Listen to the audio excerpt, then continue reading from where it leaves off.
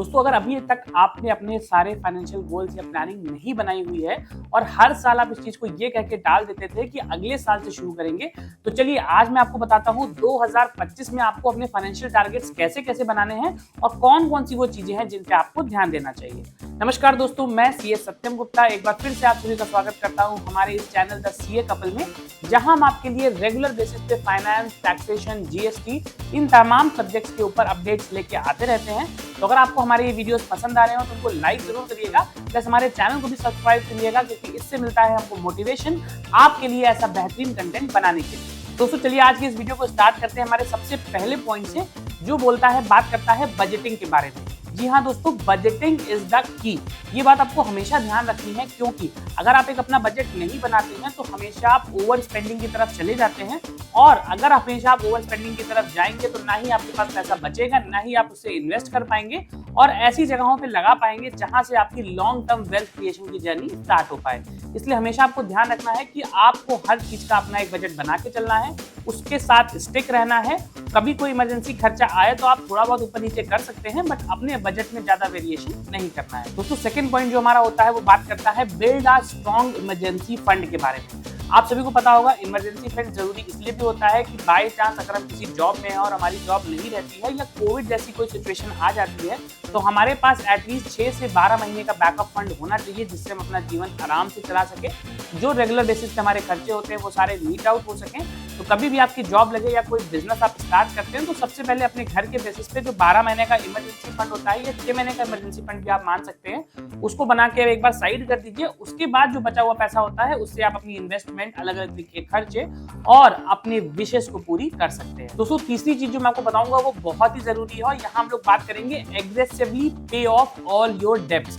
देखिए मैं आपको बताऊं, लोगों ने कह रखा है कि लोन लेना बहुत अच्छी बात होती है, आप सभी लोन लीजिए, बट आपको डिफरेंस पता होना चाहिए कि एक गुड लोन और एक बैड लोन के बीच में डिफरेंस क्या होता है।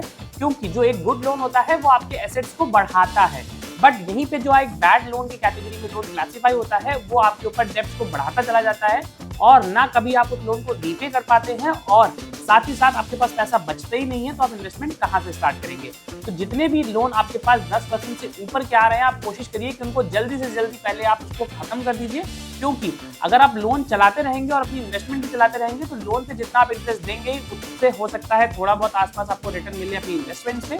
तो इससे आपका क्या फायदा, इसलिए आपको क्या करना है, एग्रेसिवली पे ऑफ ऑल योर डेब्ट। दोस्तों अगला पॉइंट जो मैं आपको बताने जा रहा हूँ ये बात करता है डाइवर्सिफाई योर इन्वेस्टमेंट।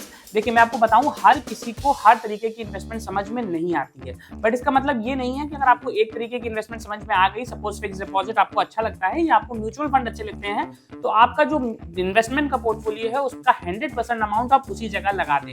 अगर आपको चीजें समझ में नहीं आती है फिर भी मैं आपको एडवाइस करूंगा कि किसी अच्छे फाइनेंशियल कंसल्टेंट के साथ बैठे और एटलीस्ट 3 से 4-5 इन्वेस्टमेंट के पोर्टफोलियो जो होते हैं वो आपके होने चाहिए।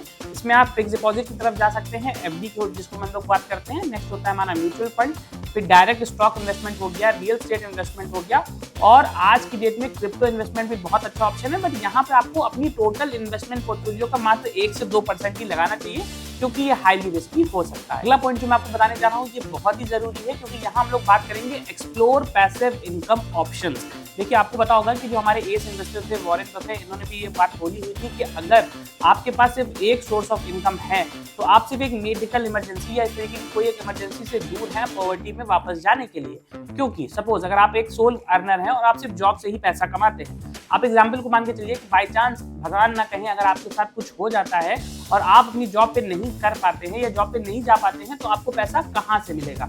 इसलिए मैं आपको बताऊं, जब भी आप अर्निंग स्टार्ट करें तो हमेशा पैसिव इनकम सोर्सेज की तरफ भी जाए। कुछ ऐसा भले बना के रखें, चाहे वो डिविडेंड स्टॉक हो गया, इन्वेस्टमेंट्स हो गए, जहां से आपको काम करे बिना भी पैसा मिलता रहे। क्योंकि बाय चांस अगर आप 2-4-6 महीना काम नहीं कर पाते हैं किसी भी वजह से, तो आपकी जो अर्निंग है वो रुकनी नहीं चाहिए। इसलिए मैं आपको एडवाइस करूंगा कि 2025 में कुछ ऐसा जरूर बनाएं जहां से आपको पैसिव इनकम आती रहे। दोस्तों लास्ट में मैं जो आपको बताने जा रहा हूं, हम लोग बात करेंगे review your financial goals every year. देखिए अभी मैंने आपको बताया 2025 से ये वीडियो रिलेट करता है। इसका मतलब ये नहीं कि आपने वीडियो बनाया और 2025 में सब कुछ अचीव कर लिया और ये वीडियो यहीं पे आपके लिए खत्म हो गया।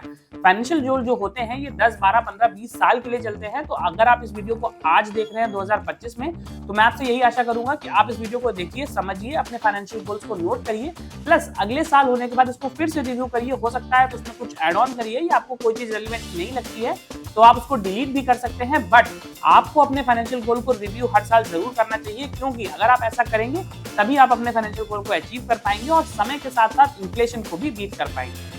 तो दोस्तों, मैं आशा करता हूं कि मैंने आपको 2025 में फाइनेंशियल गोल्स को कैसे बनाए और किन किन चीजों पे ध्यान देना है, जो बातें आपको बताई हैं, ये सभी आपको बहुत अच्छे से समझ में आ गई होंगी। फिर भी अगर आपके मन में कोई डाउट है तो आप नीचे कमेंट जरूर करिएगा, मैं आपके इंडिविजुअल हर एक कमेंट को रिप्लाई जरूर करूंगा। मिलते हैं आपसे अगले वीडियो में, तब तक के लिए धन्यवाद।